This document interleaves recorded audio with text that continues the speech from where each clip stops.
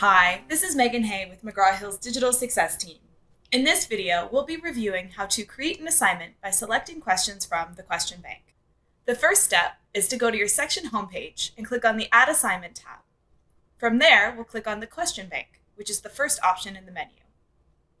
The next step is to select a question source from the list. Scroll down to find the chapter for the assignment you'll be creating. From there, you'll select the appropriate question bank for the assignment type you'll be creating. You can select questions from multiple question sources. Once you've selected your question source, you're taken to the main assignment creation page.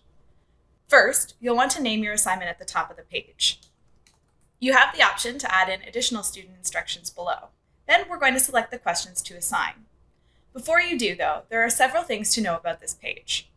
To change the question source, click Select a different question source on the right-hand side of your page.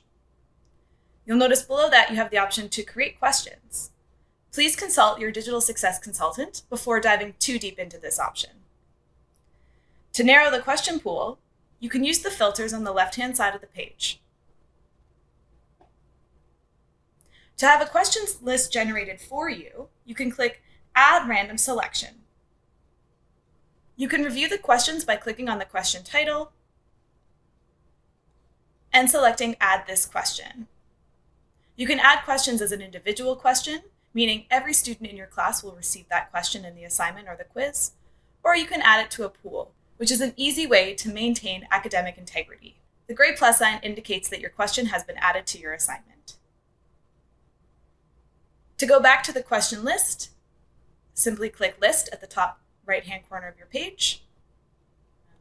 Before moving on to set the policies for your assignment or quiz, you'll want to review the questions you've added by clicking on the Organize Assignment tab.